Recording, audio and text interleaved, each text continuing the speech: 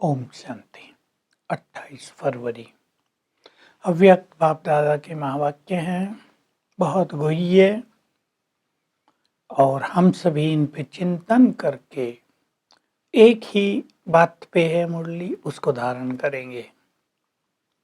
रत्नाकर बाप दादा अपनी शुभ चिंतक मणियों को देख रहे हैं। बहुत ही सुंदर शब्द हैं। शुभ चिंतक मणियों का प्रकाश सारे विश्व में फैल रहा है, वो देख रहे हैं। संसार में तो आर्टिफिशियल चमक है लोगों में, वैभवों से, धन से या किसी भी कारण से कुछ मिल गया है तो आर्टिफिशियल चमक। तुम शुभ चिंतक मणियों की चमक विश्व से अंधकार को दूर कर रही है, और अनेक आत्माएं जो चिंतामणि बन गई हैं, चिंताओं में जीवन जी रही हैं, उनकी चिंताओं को नष्ट कर रही हैं। बहुत ही सुंदर बातें हैं ये। संसार के कुछ लोग ये समझ रहे हैं कि कुछ स्पिरिचुअल शक्तियां कहीं काम कर रही हैं, उनका प्रवाह संसार में फैल रहा है, पर वे कहाँ हैं, कौन है, ये भी उनको पता नहीं है।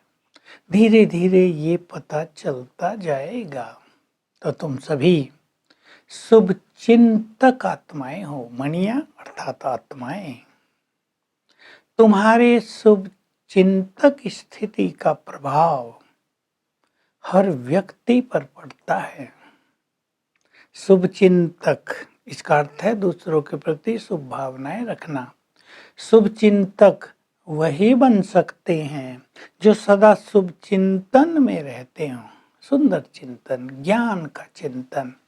ऐसी आत्माएं ज्ञान की शक्ति से भरपूर रहते हैं, भरपूरता के नशे में रहते हैं, सदा देते रहते हैं। लेकिन जो शुभ चिंतन न करके पर चिंतन प्रदर्शन करते हैं, वे कमजोर हो जाते हैं। वे देना तो छोड़ो, हमेशा लेने की कामना से रहते हैं। तो तुम सभी शुभ चिंतक मणियां हो। बाबा बहुत ही सुंदर गुह्य गुह्य बातें कर रहे हैं। विशाल सेवा का प्रोग्राम था, उस वर्ष प्रोजेक्ट था बेटर वर्ल्ड स्थापना के लिए क्या क्या करें। तो बाबा कह रहे तुम शुभ चिंतक मणियां ही ये महान कार्य कर सकती हो, संसार को बेटर बना सकती हो।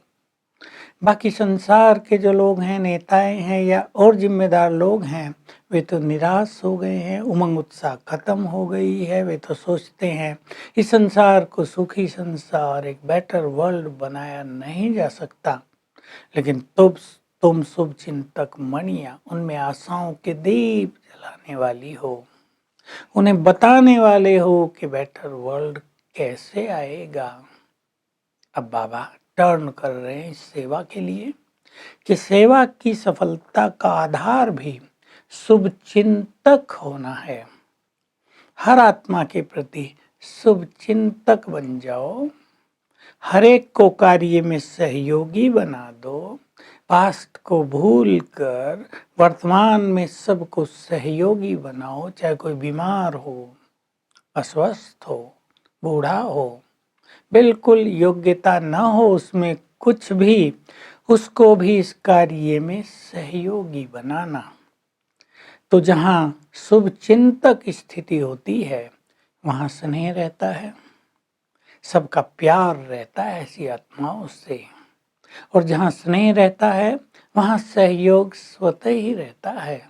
बहुत सरल बातें बाबा की बड़ी सुंदर लैंग्वेज में हैं, मैं उनको सरल कर रहा हूँ। सबके प्रति शुभ चिंतक होकर रहे, शुभ भावनाएं रखते चले, तो सेवाओं में भी इससे सफलता होगी, क्योंकि वातावरण स्नेह का और सर्व के सहयोग का बन जाएगा। अपनी शुभ चिंतक स्थिति द्वारा आप सभी में खुशी की लहर फैला सकते हो। दूसरों के पर चिंतन, व्यर्थ चिंतन को भी समाप्त कर सकते हो। शुभचिंतक मणि संतुष्ट मणि भी होती हैं, इसलिए उनसे सब संतुष्ट भी रहते हैं। तो संगठन में स्नेह, सहयोग, संतुष्टि और खुशी, ये चारों शुभचिंतक मणियों के द्वारा प्राप्त हो सकती हैं। इसके वाइब्रेशंस फैलाए जा सकते हैं। तो बाबा उमंग दिला रहे हैं, तुम्हारा शुभ चिंतक स्वरूप बेहद का होना चाहिए। यही एक नेचुरल मनसा सेवा है। ये मनसा सेवा भी अगर साथ साथ चलती रहे तो सेवा के हर क्षेत्र में तुम्हें सफलता प्राप्त होगी। तो सेवाधारी जो निमित्त आत्माएं हैं, उनको बाबा 4 संकल्प दे रहे हैं। पहला ये, एक दूसरे के लिए शुभ चिंतक बनकर रहना। कोई भी नेगेटिव चिंतन किसी के प्रति न हो। पास्ट को भी भूलकर वर्तमान में सभी को सहयोगी बना लेना, सभी को आगे बढ़ाने वाले बनना। बहुत सुंदर बात है ये। और संगठन में व्यर्थ चिंतन, पर चिंतन, ये जो तेरा मेरा है, इससे सदा मुक्त रहना। तो ये 4 चीजें अगर संगठन में अपना कर चलेंगे तो संगठन बहुत मजबूत हो जाएगा। तो हम सभी अपने को चेक कर लें कि हम शुभ चिंतक मणि बने हैं। सेवाओं के लिए बाबा एक बहुत ही सुंदर धारणा की बात कर रहे हैं कि देखो, किसी बिल्डिंग बनाने में हर ईंट का महत्व होता है। कोई फाउंडेशन में लगती है, उनका महत्व है, मजबूत होनी चाहिए। कोई दीवारों में लगती है, उनका महत्व है। सेवा में भी हर आत्मा जो कि ईंट के समान है, किले को मजबूत करने के लिए हर एक का महत्व है। हर एक को महत्व दो तो किला मजबूत हो जाएगा, बहुत मजबूत हो जाएगा और सेवा में सदा ही सफलता प्राप्त होगी। तो शुभकामना से तुम्हारी पर्सनालिटी बहुत श्रेष्ठ हो जाएगी। तुम केवल गायन योग्य ही नहीं, बल्कि अनेक जन्मों के लिए पूजन योग्य भी बन जाओगे। वरदान है, सर्व आत्माओं को शक्तियों का दान देने वाले मास्टर बीज स्वरूप भव। बाबा कह रहे हैं कि इस कल्प वृक्ष के अनेक पत्ते सूख गए हैं, सबको शक्तियों का जल देना है ताकि वो फिर से हरे भरे हो जाएं। और इस दान का आधार है तुम्हारी इच्छा मात्रम अविद्या की स्थिति, कोई इच्छा नहीं। बहुत गहरी बात है। जो इच्छा मात्रम अविद्या होंगे वही दूसरों की इच्छाओं को पूर्ण कर सकेंगे। ध्यान देंगे इस बात पर। तो सभी पत्तों को ये पानी देकर इस कल्प वृक्ष को हरा भरा करना है। स्लोगन है, सर्वशक्तिवान की छत्र छाया में स्वयं को रखना, यही सेफ्टी का साधन है।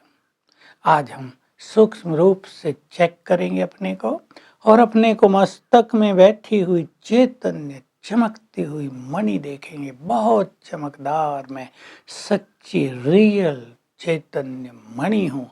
बार बार ये अभ्यास करेंगे तो इच्छा मात्रम अविद्या की स्थिति भी सहज ही बन जाएगी। ओम शांति।